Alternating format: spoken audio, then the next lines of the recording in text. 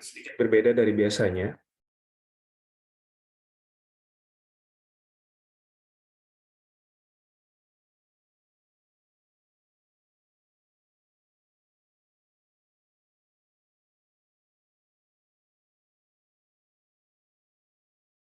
Kita akan mencoba membawakan sermon dalam bahasa Prancis dan akan diterjemahkan ke bahasa Indonesia untuk kita semua. Nah, kita bergantung pada penerjemahan.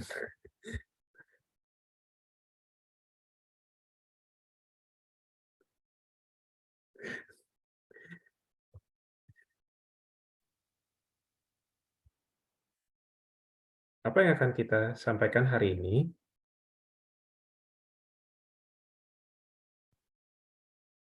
Kamu mau mulai, langsung?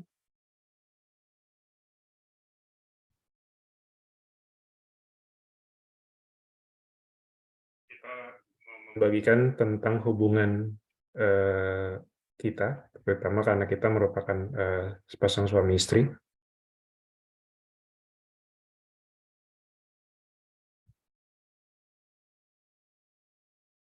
Kami akan mencoba menyampaikan pengalaman kami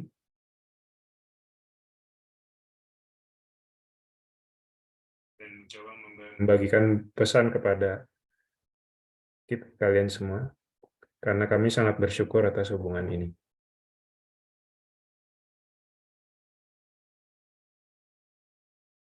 Tapi kita tidak akan hanya berbicara untuk yang sudah menikah, tapi untuk yang lain juga.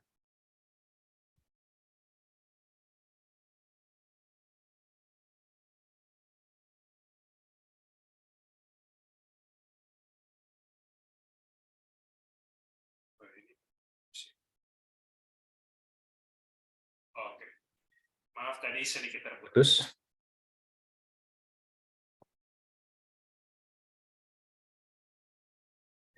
Kami ada sedikit masalah dengan anak-anak, tapi itu juga bagian dari pesan hari ini.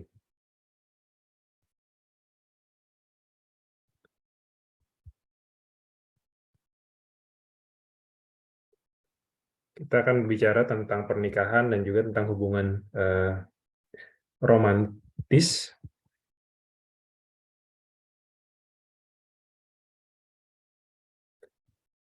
Ini sudah disebutkan juga dalam Alkitab secara eksplisit. Dalam kurang lebih 107 ayat di Alkitab.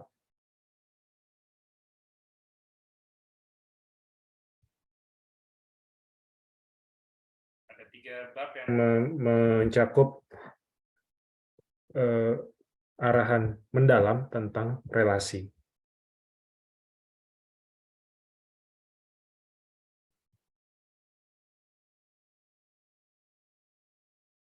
Setelah 13 tahun pernikahan,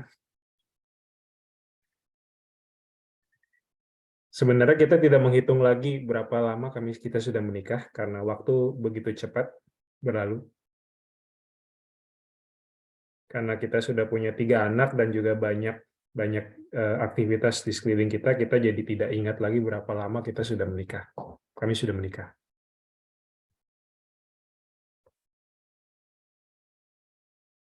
Kami akan membagikan beberapa saran. Saran pertama yang bisa kami bagikan, yang sangat penting,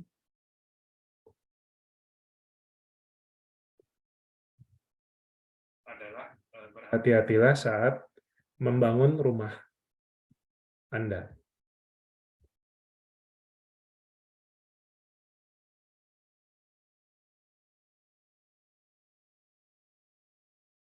Ada ayat di Matius 7 ayat 24, setiap orang yang mendengar perkataanku ini dan melakukannya, dia sama dengan orang yang bijaksana yang mendirikan rumahnya di atas batu. Kemudian turunlah hujan dan datanglah banjir, lalu angin melanda rumah itu, tapi rumah itu tidak rubuh sebab didirikan di atas batu.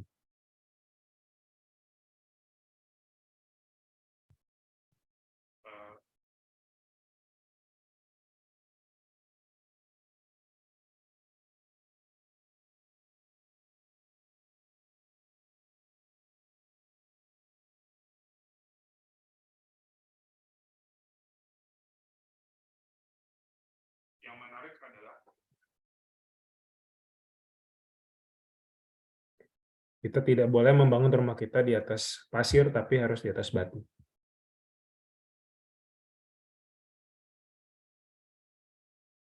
Jadi sebenarnya ketika kita bisa katakan bahwa fondasi dari sebuah rumah haruslah sebuah batu. Dan batu ini adalah iman dalam Yesus Kristus. Rumah kita sebagai keluarga akan menjadi solid dan dapat menahan bahkan guncangan dan badai.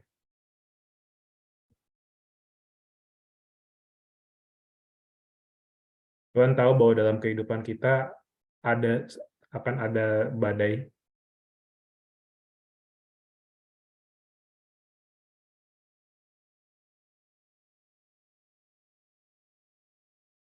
Jadi ketika kita punya rumah yang dibangun di atas batu,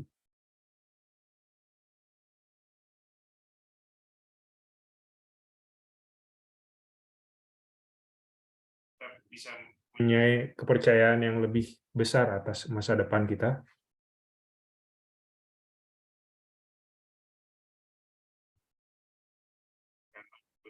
Batu yang telah dibuang itu akan menjadi batu penjuru.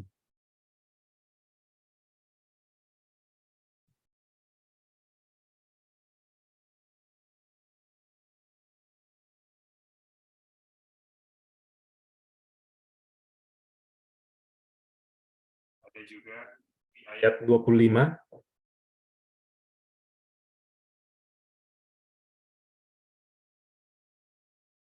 di mana dikatakan bahwa rumah itu ditiup dengan angin, tapi tidak rubuh, sebab didirikan di atas batu.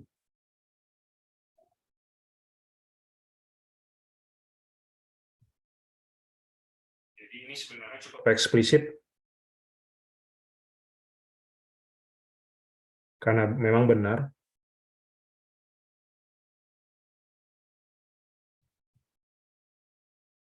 jika keluarga,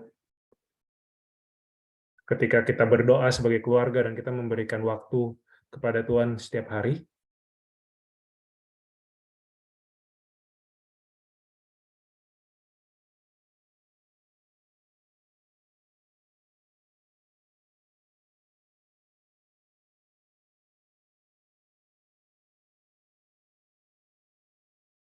kenapa penting sekali untuk membangun hubungan di atas batu?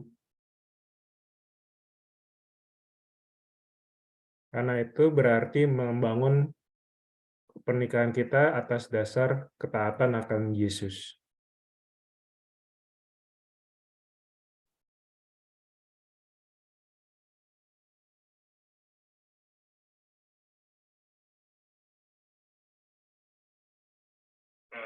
Ada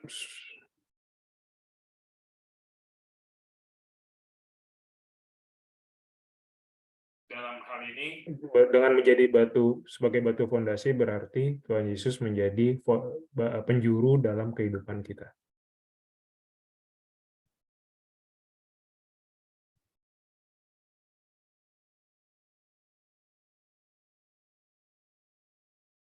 Jadi tidak ada orang lain. Orang akan bisa mendapatkan manfaat atau menarik manfaat dari pernikahan kita. Karena kita berdoa bersama, contohnya.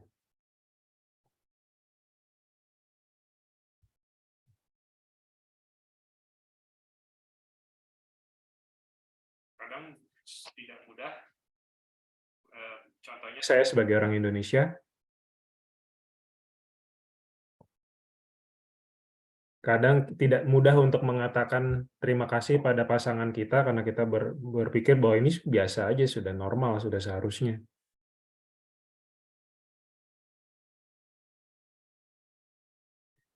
Contohnya jika suami saya melakukan sesuatu,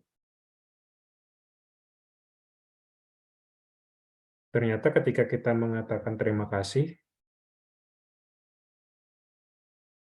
Dan sebaliknya ketika dia melakukan sesuatu untuk saya dan saya mengatakan terima kasih, dia menjadi sangat tersentuh.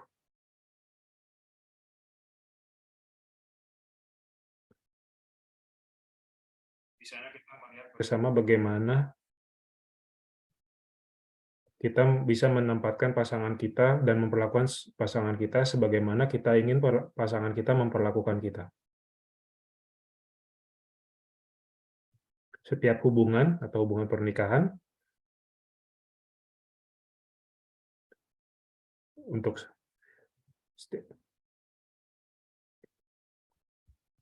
kita akan dalam suatu hubungan kita akan melihat bahwa ada perhatian yang spesial yang akan langsung dapat kita rasakan.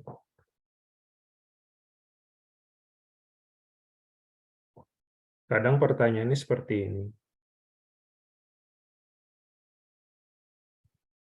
Ketika kita menaruh amarah kita di depan,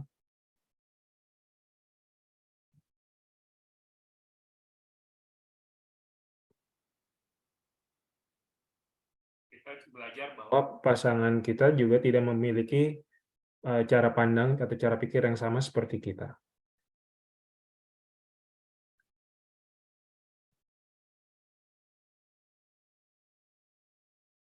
Sebagai contoh, suami saya sebenarnya adalah pribadi yang cukup terbuka.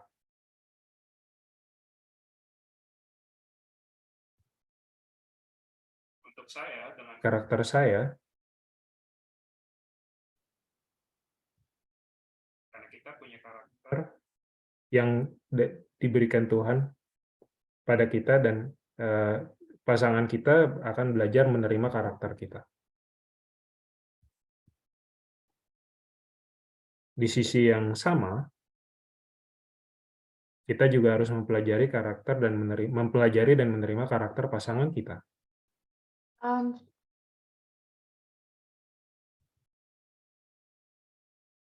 Kita tidak selalu akan tahu apa yang akan dilakukan Tuhan Yesus dalam hidup kita. Kak Lita, sorry, ini suaranya kedobelan di interpreter. Aku keluarin semua, jadi gantian sama George ya. Sebentar ya.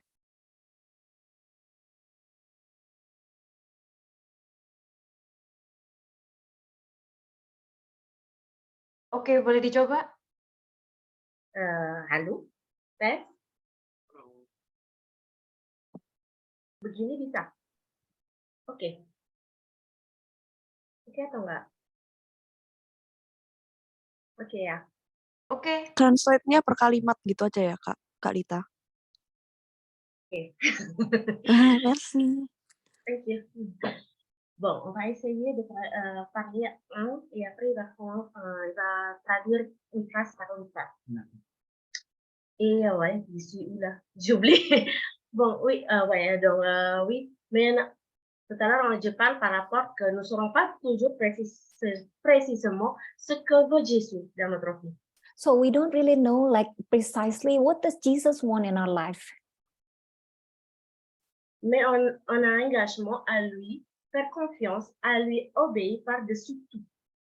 But we have to commit that we are going to obey him. Et dans toutes ces situations. Terjemahannya jadi bagaimana ya? Karena ada 3 bahasa nih jadinya di satu room. Kak Dea, kayaknya nggak ada yang perlu Inggris deh kayaknya. Betul ya? Oh, aku udah dikeluarin. Oke. Ya, sorry. Sip. C'est bon? On va commencer? Ini suaranya Kak George nggak ada interpretation-nya. Kayaknya ini ada masalah deh. Jadi ini ada suaranya Kak Lita, ada suaranya Kak George. Ini padahal mati loh. Room. Oke, Kak George bisa tuh? Iya, ini memang begini, Yusi. Jadi akan ditraduir satu per satu kalimat di room yang sama. Ya. Oh, gantian. di room yang sama. Oke. Iya.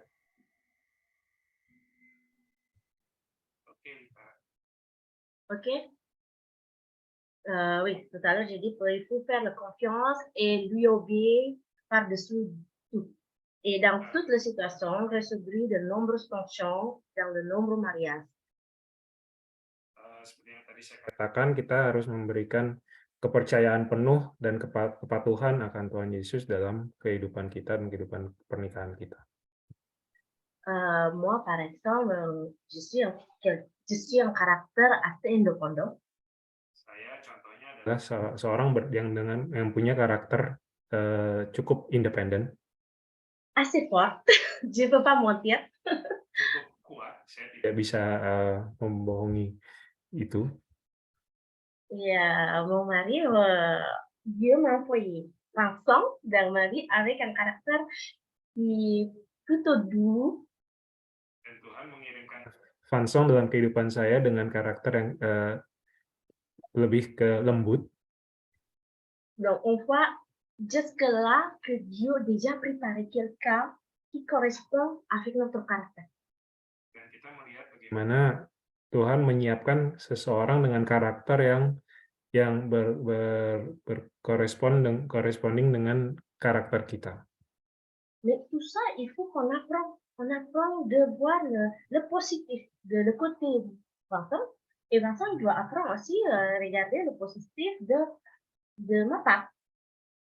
Itu semua diperlukan proses pembelajaran. Kita mempelajari hal yang positif dari pasangan kita dan juga Vansong mempelajari hal yang positif dari sisi saya. Et je peux aussi rajouter que comme une métaphore, pour chaque casserole, il y a toujours un couvercle. Donc, les personnes qui ont du mal à trouver, par exemple, un partenaire ou quelqu'un dans leur vie, je suis sûr que Dieu a quelqu'un pour eux. Oui, amen. Saya mengambil contoh bahwa untuk setiap panci ada tutup pancinya yang khusus. Jadi itu menunjukkan bahwa Tuhan sudah menyiapkan segala sesuatunya dengan tepat untuk kita. Et ça, c'est la base. La base, itu on adalah doit donner basisnya. la confiance à Dieu. On doit comprendre n'importe quelle personne qui veut envoyer dans notre vie, et ça, c'est la bonne personne pour nous. Dan Du itulah coup, yang à jadi dasar di mana kita mempercayakan kepada Tuhan bahwa siapapun yang Tuhan kirimkan dalam hidup kita akan menjadi orang yang tepat dalam kehidupan kita. Et du coup, un jour, on ne peut pas dire, après 5 ans de mariage, 4 ans de mariage, ou je ne sais pas combien d'années, et on ne peut pas dire que, ah oui, je t'aime plus, je ne peux plus. Jadi kita tidak bisa mengatakan bahwa setelah sekian tahun pernikahan atau setelah sekian tahun hubungan kita bilang bahwa saya tidak lagi cinta pada pasangan saya. Parce qu'on a déjà la base. On comprend déjà que Dieu, après tout, qui construit tout ça. Karena kita sudah mengerti dasarnya, kita tahu bahwa Tuhan sudah mengatur semuanya itu. Alors, le deuxième conseil, le deuxième sujet, c'est garder votre fidélité avec vigilance. Ah, c'est difficile. Poin yang kedua adalah menjaga kesetiaan kita dengan kewaspadaan. Donc, dans Matthieu 5, verset 8, heureux les cœurs purs, car Di ils verront Dieu. Matius 5 Ayat 8. ayat 8, berbahagialah orang yang suci hatinya karena mereka akan melihat Allah. Donc, en fait, il y a le mot le plus clair pour une relation. Donc, il se trouve dans Matthieu 5, du verset 27 au 32. Vous avez entendu dire qu'il a été dit, tu ne commettras pas d'adultère. Mais moi, je vous dis que quiconque regarde une femme avec une intention lubrique a déjà commis un adultère avec elle dans son cœur. Salah satu kata yang sangat jelas dalam Alkitab tentang hubungan ada di Matius 5 ayat 27, di mana dikatakan, kamu telah mendengar firman, jangan berzina. Tapi aku berkata kepadamu, setiap orang yang memandang perempuan serta menginginkannya sudah berzina dengan dia di dalam hatinya. Pour ma part, j'ai un peu de chance parce que je travaille dans la cuisine, dans la pâtisserie. Donc, tu regardes sur le castron. Et donc, Maksud saya cukup merasa beruntung karena saya bekerja di dapur, jadi hanya bekerja dengan panci dan alat-alat baking. je ferai beaucoup de temps à parler avec donc la farine, le sucre. Oui, mais Bicara ça, oui, dengan j'adore. tepung, dengan gula. Il n'y a pas la chance. Mais bon, des fois, j'ai contact aussi avec les clients et les clientes. Saya bekerja dengan klien. Et c'est vrai que quand il y a une femme qui passe avec habillée de façon élégant ou attirant, Oui, c'est Ketika bon. ada wanita klien yang datang dan berpakaian secara elegan dan menarik, il y a une petite voix dans ma tête qui me dit il faut juste regarder la tête. ada satu pemikiran langsung dalam kepala saya mengatakan kalau begitu hanya lihat saja hanya kepalanya. Et c'est vrai que en fait, il faut pas se mettre dans des situations compliquées au regard de Dieu. Donc j'appellerais ça une discipline. Jadi janganlah kita membawa diri kita sendiri ke dalam situasi yang rumit. Jadi menurut saya itu adalah satu bentuk disiplin.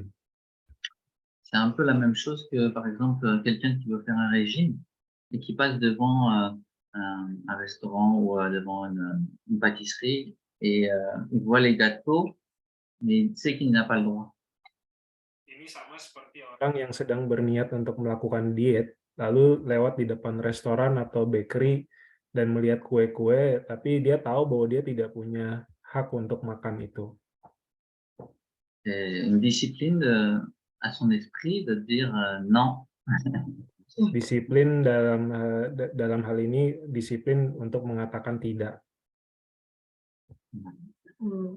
Donc, Mais comment ça se passe pour les gens qui travaillent avec les autres?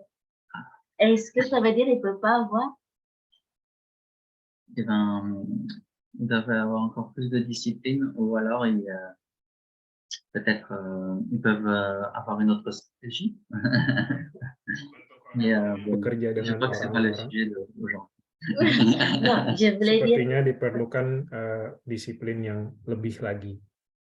je voulais juste vous dire ici, là, il faut aussi se poser la question à nous-mêmes. Est-ce qu'on est vraiment obligé de garder cette relation, cet engagement pour durer longtemps ou on peut juste faire plaisir de notre moment là, maintenant? Bisa menanyakan pertanyaan ini kepada diri kita, apakah kita ingin supaya hubungan ini bisa berlangsung lama, atau kita hanya ingin mencari kesenangan sesaat. Parce que quand on sait que moi, je veux, par exemple, dans ma tête, je veux finir ma vie avec lui, donc ça veut dire que j'ai essayé, j'ai fait toutes les possibilités, toutes les choses qui peuvent me détruire. Parce que je sais c'est quoi mon point faible. Lui, il ne sait pas. Par contre, moi, je sais c'est quoi mon point faible. Du coup, j'ai essayé de ne pas toucher, par exemple, l'Instagram, le Facebook. Parce que pour moi, ça ne sert à rien. Je perds du temps juste pour regarder les gens qui font, on peut dire, le banal, ou quelque chose qui pas correspondre en fait qu'est-ce que je voulais. Saya sudah menyatakan bahwa saya akan menghabiskan sisa hidup saya dengan dia, maka saya juga tahu bagaimana saya harus bersikap. Karena saya tahu di mana titik-titik yang menjadi kelemahan saya, tapi belum tentu dia tahu titik-titik kelemahan saya. Demikian juga karena itu saya tidak akan menghabiskan waktu melihat-lihat Instagram dan berbagai hal yang ada di dalamnya, karena saya tahu titik kelemahan saya dan sehingga itu akan hanya menjadi waktu yang terbuang untuk saya. Il y a un autre verset dans Matthieu 5, verset 29, qui est très explicite aussi. Yang cukup eksplisit juga. Maka jika matamu yang kanan menyesatkan engkau, cungkilah dan buanglah itu, karena lebih baik bagimu jika satu dari anggota tubuhmu binasa daripada tubuhmu dengan utuh dicampakkan ke dalam neraka. Donc, si votre œil droit vous fait pécher, attachez-le et jetez-le, car il vaut mieux que tu perdes un de tes membres que tout ton corps soit jeté en enfer. Donc, c'est un peu cru, c'est un peu dur à lire, mais je pense que Matthieu, il a fait exprès Susah d'utiliser des mots. dibaca. Tapi menurut saya Matius sengaja menuliskannya seperti itu. Voilà. Ça veut bien dire que l'importance de la fidélité dans un couple, c'est vraiment très très important. Menekankan bahwa kesetiaan kepada pasangan adalah sesuatu yang sangat-sangat penting. Le bonheur conjugal, le plus profond, vient à ceux qui se battent ensemble pour la pureté. Donc, c'est-à-dire que le bonheur, il vient du fait que les deux êtres d'un couple ils soient purs.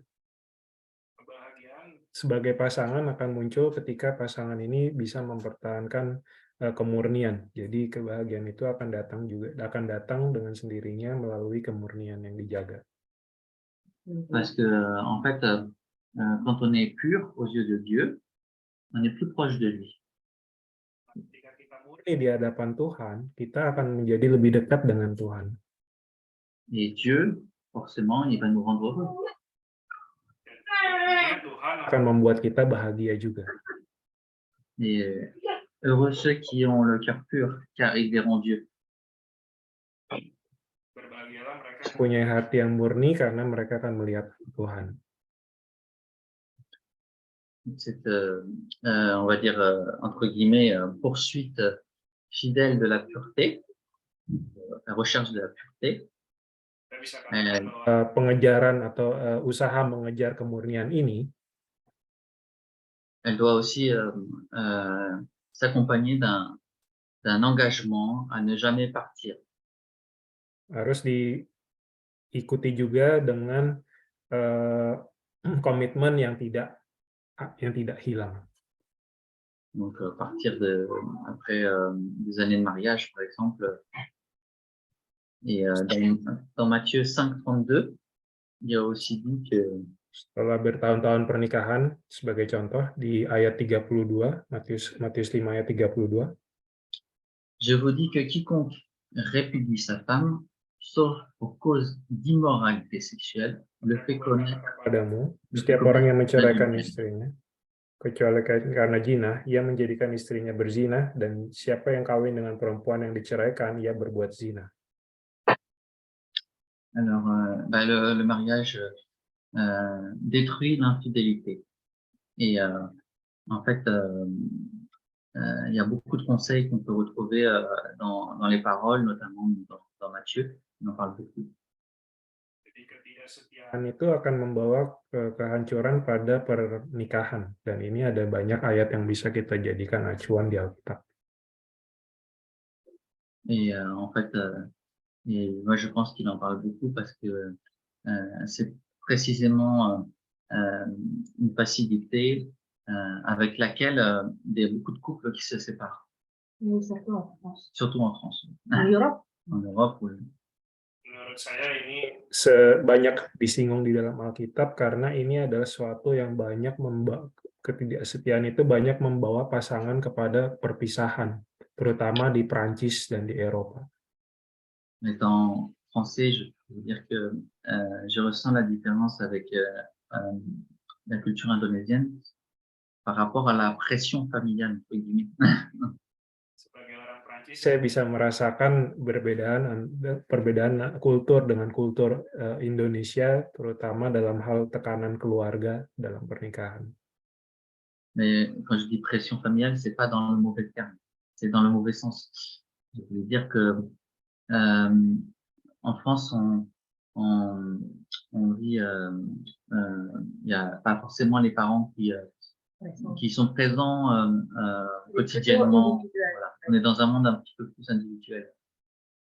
Et, mengatakan tentang tekanan keluarga bukan dalam hal yang negatif, dalam arti yang negatif, tapi kalau saya bandingkan di Perancis, kita hidup dalam lingkungan yang lebih individualis, meskipun ada anggota keluarga yang dekat dengan kita.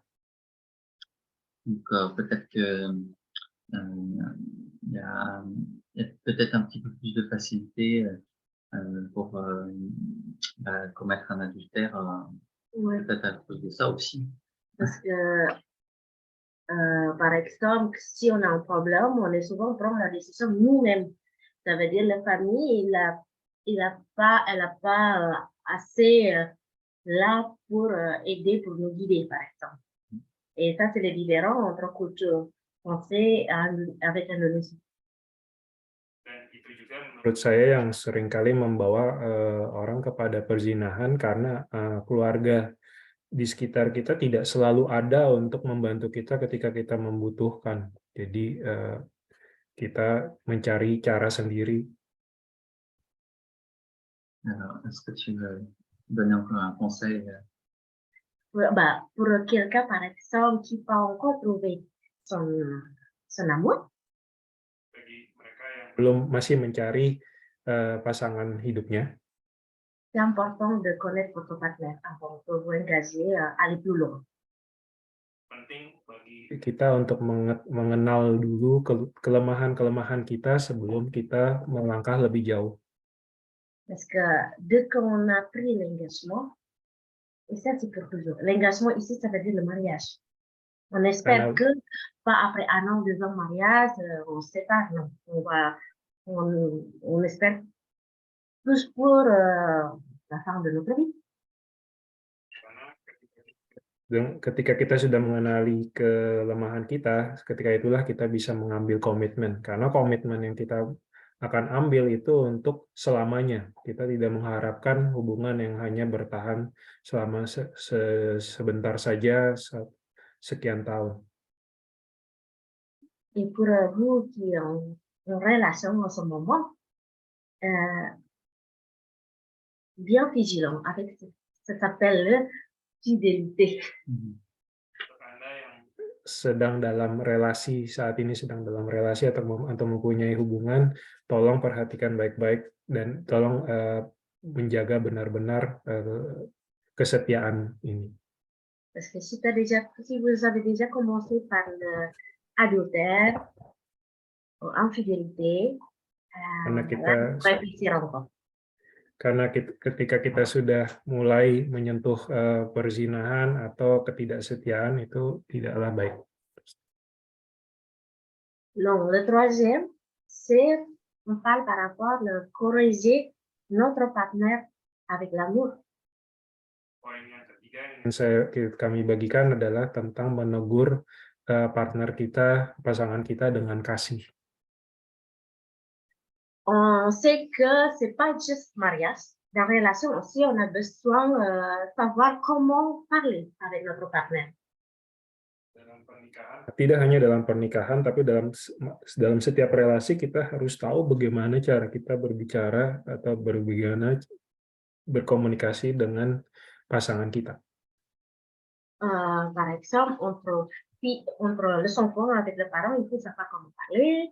Entre le mari avec la femme aussi, il faut savoir comment aussi parler. Contohnya, anak-anak harus tahu bagaimana cara berbicara kepada orang tua, juga pasangan harus saling tahu bagaimana cara berbicara kepada pasangannya. Je suis pas quelqu'un d'accord si il faut faire attention avec cette phrase-là, moi, parce que je suis pas quelqu'un d'accord, par exemple, avec certaines religions ou certaines opinions que l'homme est plus auteur que la femme. Dans la façon qu'il peut dire n'importe quoi à sa femme, ou il fait n'importe quoi à sa femme, et nous, en tant que femme, on va juste dire d'accord, d'accord, d'accord. Non. Saya tidak sependapat dengan beberapa pandangan mungkin dari beberapa agama yang mengatakan bahwa pria posisinya di atas wanita sehingga pria boleh mengatakan apa saja atau berbuat apa saja kepada pihak wanita dan wanita harus menerimanya begitu saja.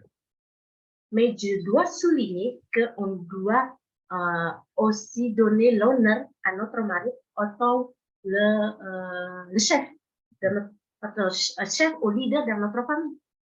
Tapi saya ingin menggarisbawahi bahwa kita harus memberikan sebagai wanita, kita harus memberikan kehormatan kepada suami kita sebagai kepala keluarga, sebagai pimpinan keluarga. On va voir Matthieu 5, verset 5. Matius 5 ayat 5. Heureux le deux, car ils hériteront de la terre. Le deux, sorry. Karena mereka lemah lembut, karena mereka akan memiliki bumi. Donc, le doux, on sait, le doux, c'est toujours parler par rapport à l'amour. On ne peut pas être doux si on n'aime pas. Orang yang berhati lembut tentunya akan sering berbicara mengenai kasih, karena kita tidak bisa menjadi lembut, berhati lembut, tanpa memiliki kasih. Dans le mariage, par exemple, nous le savons tous et sacrifions, peut-être plus sacrifions pour que toute autre relation humaine, bien que le parent puisse parfois se poser la question.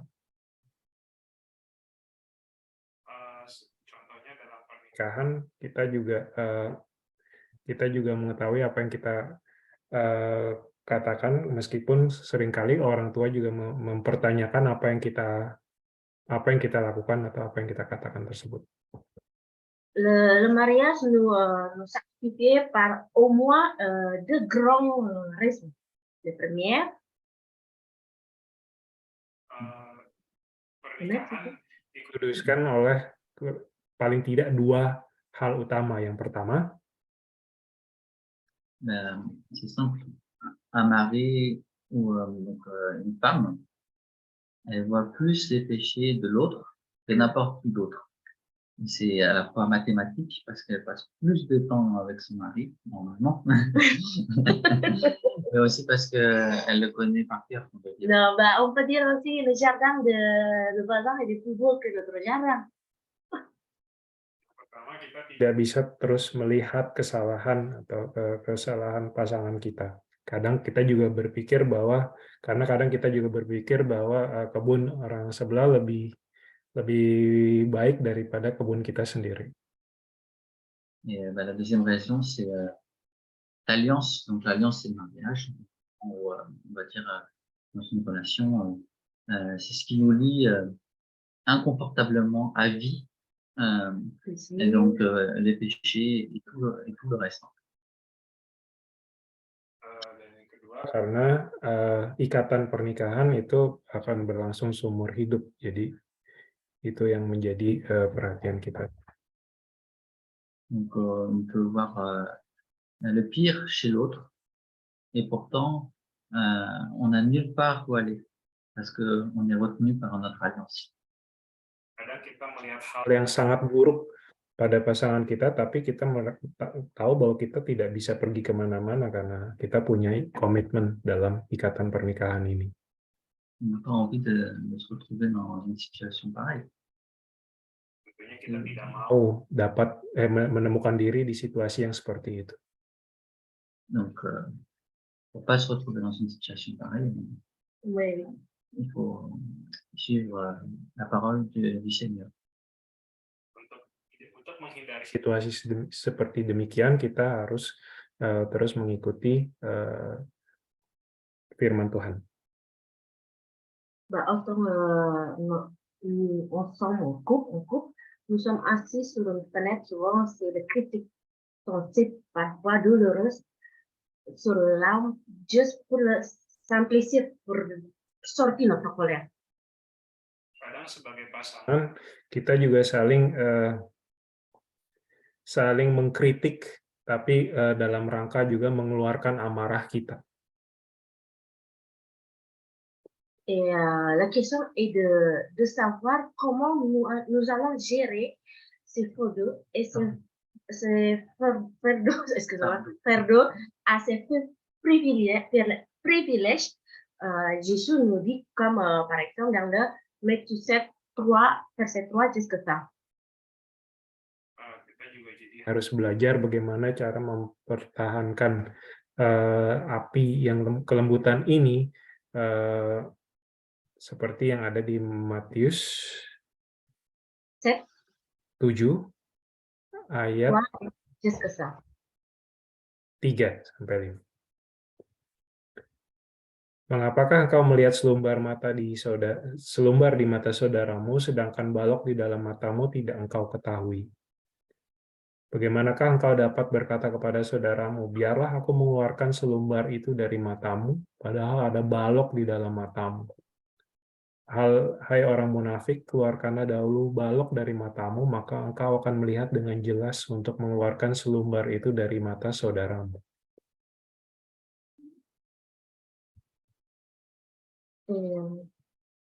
Donc, à quel point nos mariages, notre relation pourrait être différente si nous n'appliquons pas simplement et systématiquement ces 3 versets.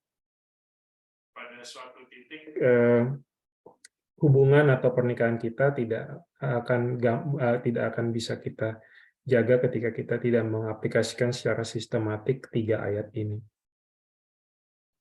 Donc, en fait, plus on regarde un point donné, donc des mois, des années, voire des décennies, ça peut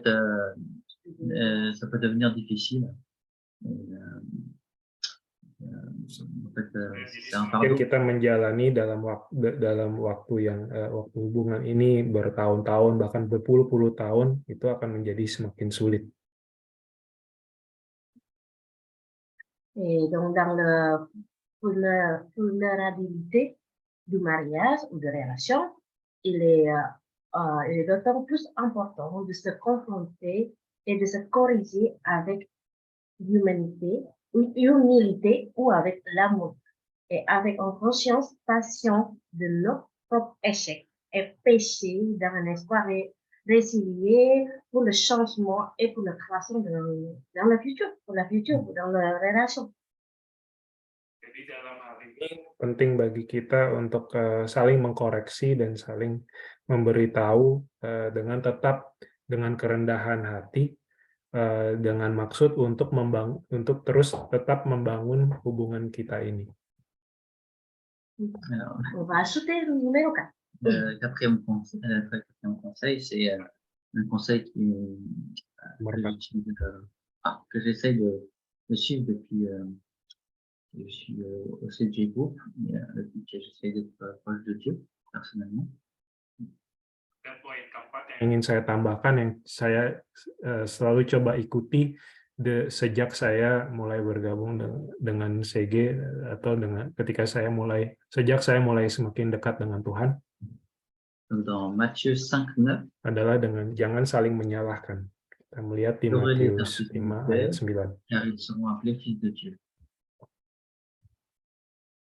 En fait, le conseil, c'est il ne faut pas que vous combattiez l'un vers l'autre, ne vous tuez pas. Il faut pas chercher. Adalah jangan saling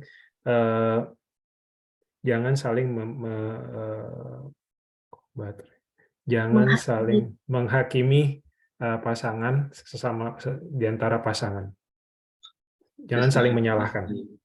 Si je vois que il y a quelque chose qui est imparfait, par exemple envers une femme, j'ai pas besoin de lui dire ah tiens, tu as mal fait ça, parce que je sais les conséquences que ça va donner. Donc en fait, il n'est pas besoin de mettre la situation inconfortable. Voilà, c'est ça qu'il faut retenir.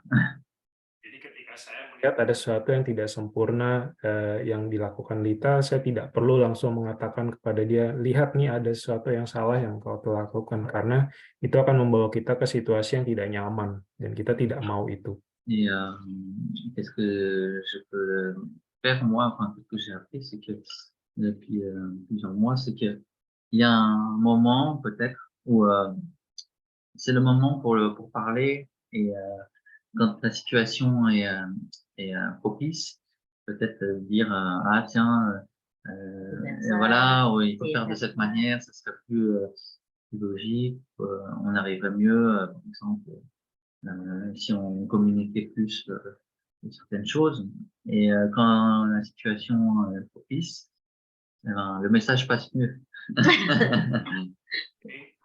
bisa kita coba lakukan juga adalah menyampaikan maksud yang sama tapi dengan cara yang berbeda, mungkin dengan mengatakan sebenarnya kalau kita melakukannya seperti ini mungkin hasilnya akan lebih baik. Jadi dalam hal seperti itu ketika disampaikan seperti itu pesannya akan tersampaikan dengan lebih baik. Donc dans Matthieu 5, versets 21-22, vous ne tuerez pas, 21 et quiconque 22. assassinera sera passible de jugement. Mais je vous dis que quiconque se met en colère contre son frère sera passible de jugement. Donc, en fait, Difirmankan kepada nenek moyang kita, jangan membunuh. Siapa yang membunuh harus dihukum. Tapi aku berkata kepadamu, setiap orang yang marah kepada saudaranya harus dihukum. Siapa yang berkata kepada saudaranya kafir harus dihadapkan ke mahkamah agama. Dan siapa yang berkata jahil harus diserahkan ke dalam neraka yang menyala-nyala. en fait, Jésus il ne fait aucune place à une colère injuste et élève au côté du meurtre, on va dire, dans ce verset, ça veut dire ça un peu. Jadi ini menceritakan betapa Yesus melihat bahwa tidak ada tempat untuk rasa amarah yang tidak tepat. Oui, je me rappelle il y a longtemps, première année, arrivée en France. Je sais Saya pas cuisiner. mengingat di tahun pertama ketika saya tiba di Prancis, Et je sais pas comment faire un gâteau. Je sais manger, mais je sais pas Bikin- cuisiner. saya tidak bisa memasak, saya tidak bisa membuat kue. Et là, un jour, je sais très bien, mon mari est un chef pâtissier. Tuhan Mais un sangat jour, tahu bahwa suami saya adalah seorang chef bakery. et je voulais faire un plaisir, faire un gâteau par moi-même. Et peut-être il va Sekali montrer membuat comment le gâteau. kue sendiri. Amanda mungkin bisa bantu share fotonya. Ini foto yang bukan saya yang buat, tapi c'est la photo que j'ai trouvée au Google. Et je me rappelle le moment-là. Et j'essayais de faire un gâteau. Je veux faire un plaisir, mon mari. Mais le gâteau, c'était vraiment brûlé. Jadi saya mencoba membuat kue sendiri pada saat itu, jadi sayangnya kuenya jadi gosong. Ça, c'est l'exemple. Et mon mari dit, non, c'est pas grave, chérie. C'est pas grave, tu vas essayer la prochaine fois. Même j'ai essayé 1, 2, 3, 4, jusqu'à 5. Au bout d'un moment, il dit, bon, je vais t'aider quand même, hein? Sinon on va gaspiller d'argent pour rien. Jadi suami saya mengatakan kepada saya, oh nggak apa-apa, ini terus saja dilatih. Jadi saya mencoba terus-menerus berkali-kali sampai di satu titik suami saya bilang kepada saya, oke, saya akan bantu kamu, karena kalau tidak kita akan buang-buang uang. Qu'est-ce que j'aime sur lui? Il dit pas, parce que je sais, il déjà travaille pour le grand maison, par exemple comme Dukas. Saya tahu bahwa yang saya sangat sukai adalah karena saya tahu bahwa dia sudah bekerja untuk bakery besar.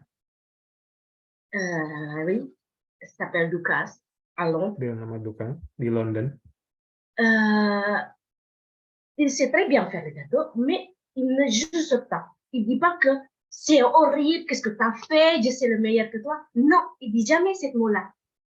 Saya tahu bahwa dia sangat tahu bagaimana cara membuat kue dengan baik, tapi dia tidak mengatakan hal-hal yang jahat kepada saya ketika saya membuat kue dengan hasil seperti itu. Dia tidak mengatakan hal itu kepada saya. Et comme quoi, c'est vraiment important de savoir parler et trouver un bon moment pour parler avec notre partenaire s'il a fait quelque chose qui n'est pas correct.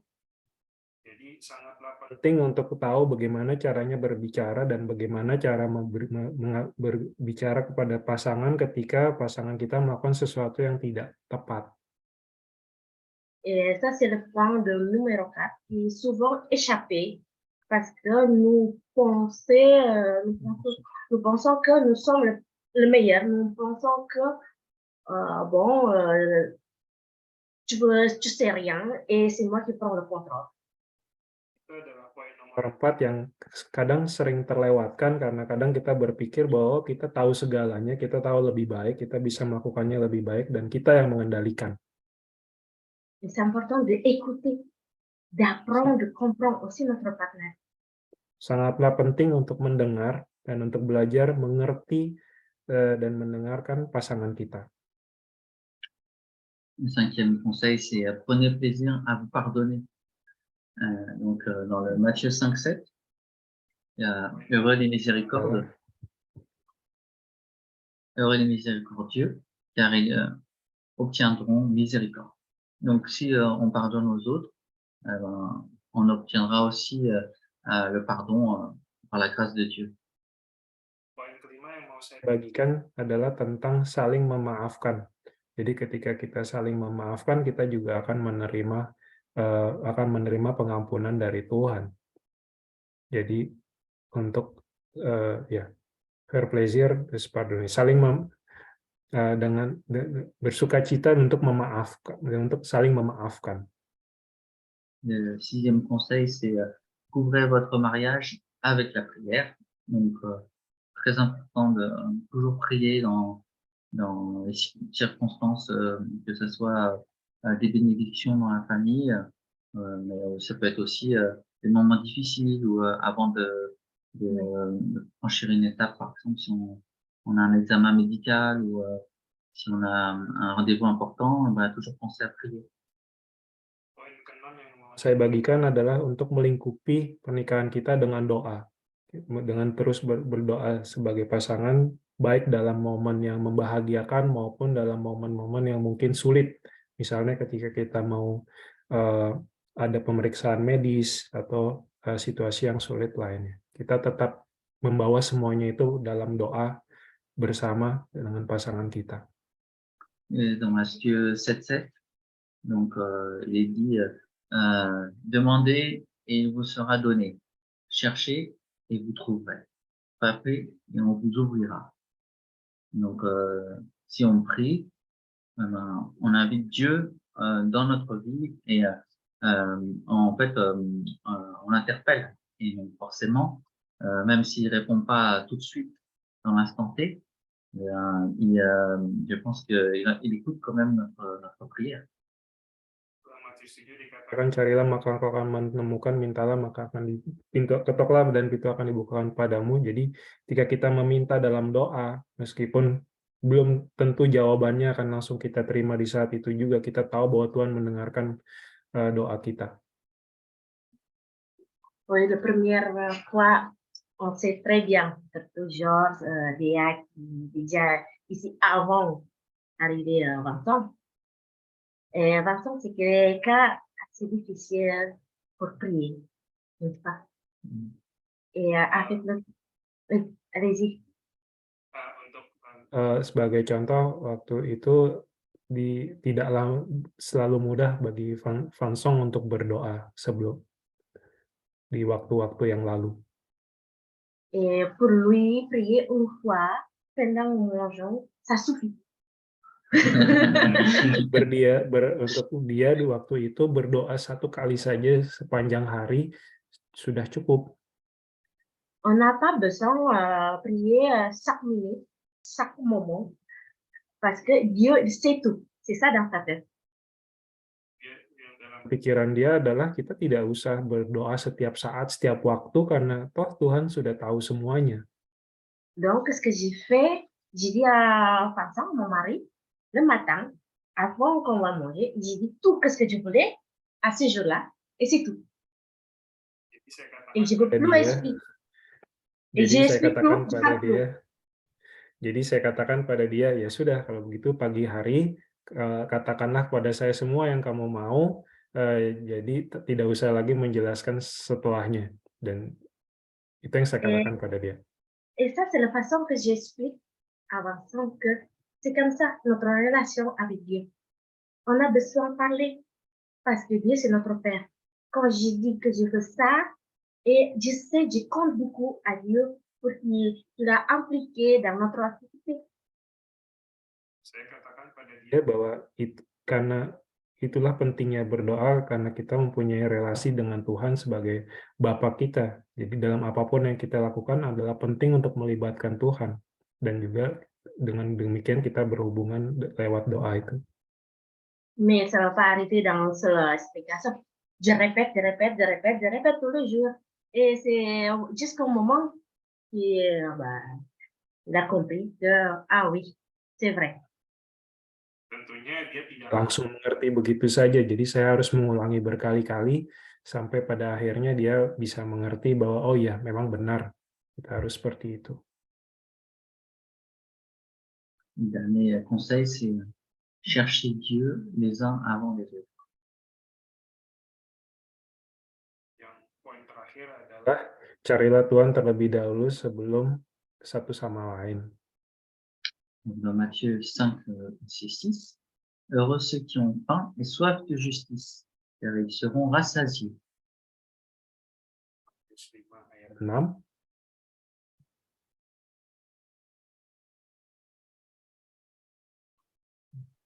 Berbahagialah orang yang lapar dan haus akan kebenaran, karena mereka akan dipuaskan.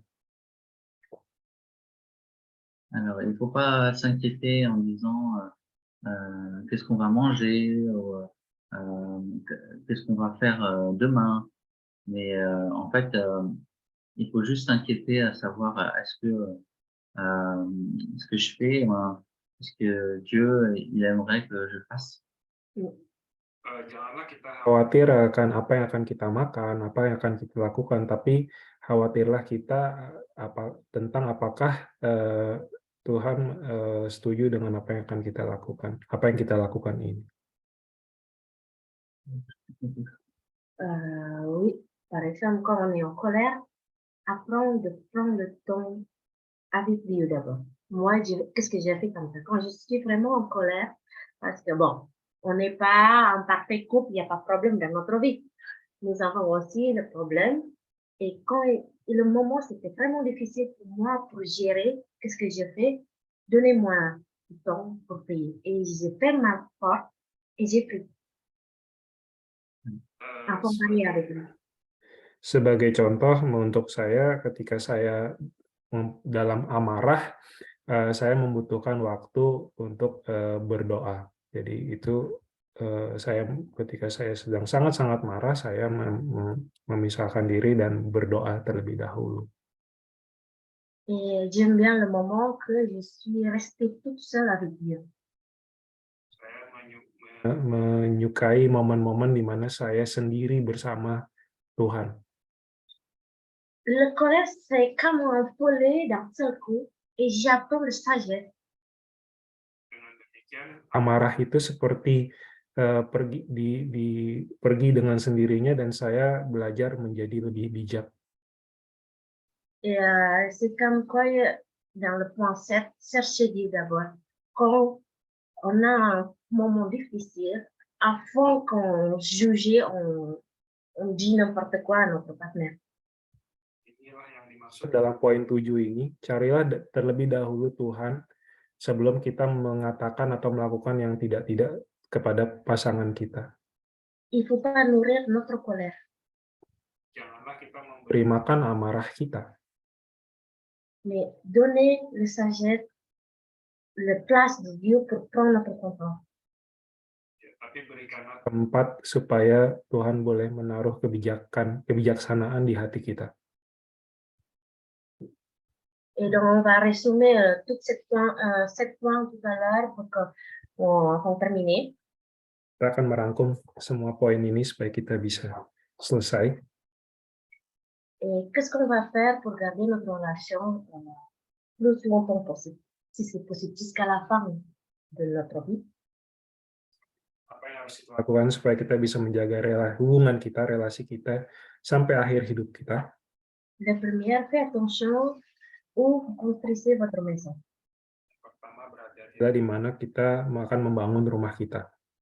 Gardez votre fidélité avec vision, vraiment vision. Kedua, jagalah kesetiaan kita dengan waspada, dengan benar-benar waspada. Parce que c'est vraiment facile maintenant d'être infidélité. Gampang saat ini, sangatlah mudah untuk menjadi tidak setia. Le troisième, corriger notre partenaire avec l'amour. Ketiga, menegurlah dengan kasih. Le but, c'est pour qu'on peut grandir ensemble. Tujuannya adalah supaya kita bisa bersama-sama tumbuh. Le quatrième, ne cherchez pas le point faible de notre partenaire. Yang keempat, jangan saling menyalahkan atas apa yang dilakukan pasangan kita. Et le cinquième, apprendre le plaisir de pardonner. Yang kelima, bersukacitalah dalam memberi maaf. Le sixième, couvert notre relation, notre mariage avec la prière. Keenam, Toujours. bungkuslah hubungan kita dengan doa. Selalu. Commencez notre journée avec la prière. C'est vraiment important. Mulailah hari Anda dengan berdoa. Itu sangat penting. Ensemble avec votre partenaire. Bersama dengan partner Anda, pasangan Anda. Le septième, cherchez Dieu les uns avant les autres. Yang ketujuh adalah carilah dalam Tuhan sebelum mencari satu sama lain, mencari pasangan kita. Et si on arrive à appliquer ces points-là, c'est pas quelque chose de difficile de garder un mariage, une relation plus longtemps. Ketika kita bisa aplikasikan ketujuh poin ini, kita akan bisa menjaga hubungan relasi kita. Et dans ces points-là, on peut trouver tout dans le métier. Il explique bien tout. Dan ketujuh poin ini bisa kita temukan di dalam buku Matius, karena Matius sudah menjelaskan semuanya di dalam kitab Matius ini. Bon, en tout cas, merci. Si tu veux ajouter quelque chose d'autre. Terima kasih. Soyez vraiment tous que Dieu vous bénisse et vraiment que vous trouvez la paix dans votre relation avec votre partenaire. Saya berdoa supaya Tuhan memberkati Anda semua dan supaya semua hubungan boleh diberkati Tuhan dan menemukan kebahagiaan dalam hubungan masing-masing. Merci. Terima kasih. Merci buat Kak Lita dan juga Vincent, luar biasa.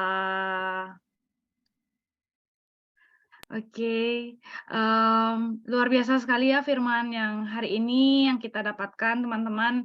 Kita belajar bagaimana kita dalam hubungan bersama pasangan dan juga bagaimana kita membangun hubungan bersama Tuhan. Mari kita bisa bahas lebih lanjut lagi di dalam breakout room ya teman-teman.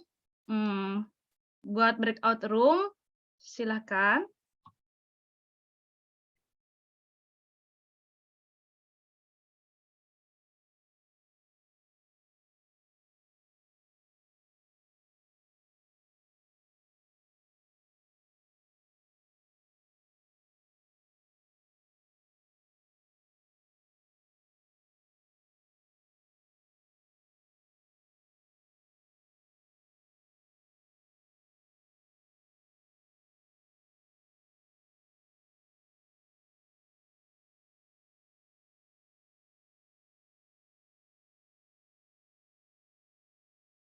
Halo semuanya.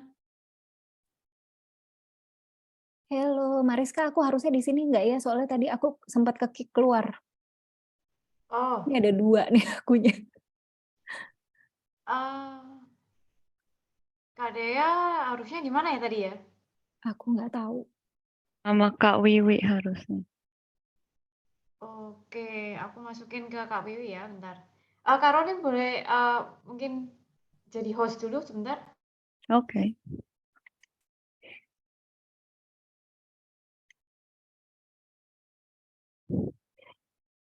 Ini juga Kak Ratna kenapa ada di sini? Diusir. Kak Ratna harusnya tidak ada di sini. Diusir dulu ke tetangga sebelah. Minggu lalu juga diusir aku, sekarang diusir lagi.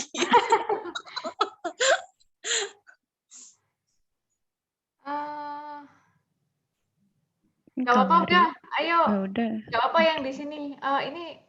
Ini di breakout room berapa ya ini ya?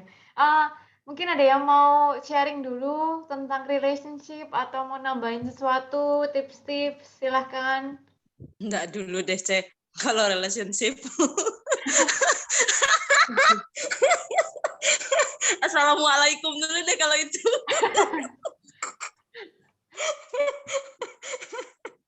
Ya udah nggak apa-apa yang lainnya mungkin. Yang untuk